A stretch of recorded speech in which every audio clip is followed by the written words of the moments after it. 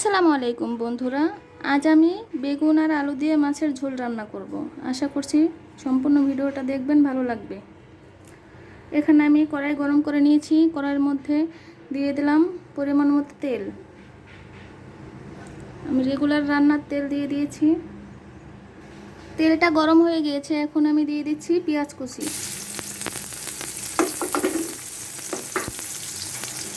দিয়ে দিচ্ছি মরিচ কুচি, দিয়ে দিচ্ছি সামান্য লবণ। লবণটা দেওয়ার কারণ পেঁয়াজটা তাড়াতাড়ি ভাজা হয়ে যাবে।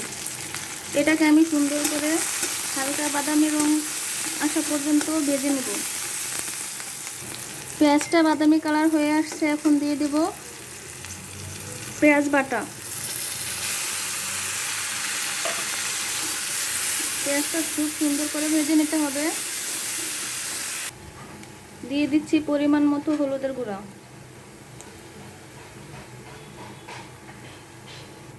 সামান্য মরিচের গুঁড়াও দিয়ে দিচ্ছি।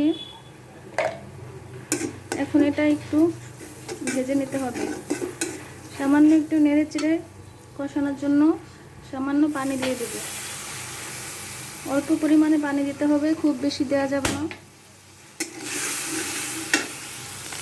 মশলাটা আমার কষানো হয়ে গেছে, এখন আরেকটু পানি দিয়ে দেবো মাছ দেওয়ার জন্য।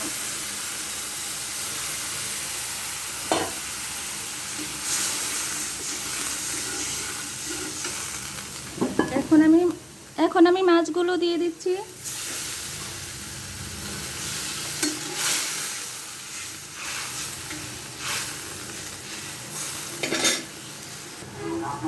এখন ঢাকনা দিয়ে ঢেকে মাছগুলো কিছুক্ষণ কষিয়ে নেব।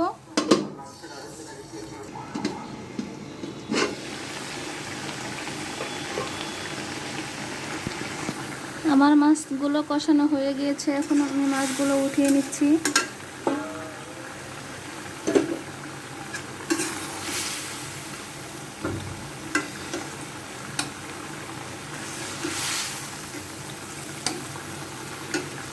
আমি সবগুলো মাছ উঠিয়ে নিয়েছি, এখন আমি মশলার মধ্যে সবজিটা দিয়ে দিই।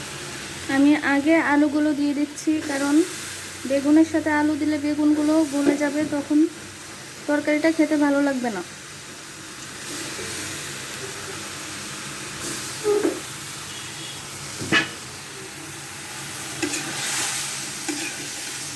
মশলার সাথে আলুটা খুব সুন্দর করে মিশিয়ে নেব।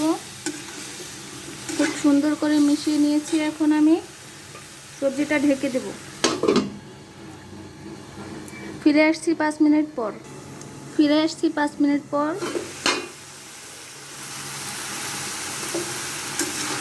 আমি এখন দেখব আমার আলুটা সিদ্ধ হয়েছে কিনা। আলুটা সিদ্ধ হয়ে গেছে, এখন আমি বেগুনগুলো দিয়ে দেব। আলুর মধ্যে এখন আমি বেগুনগুলো দিয়ে দিচ্ছি। বেগুনটাকেও আলুর সাথে খুব সুন্দর করে নেড়ে চেড়ে কষিয়ে নেব।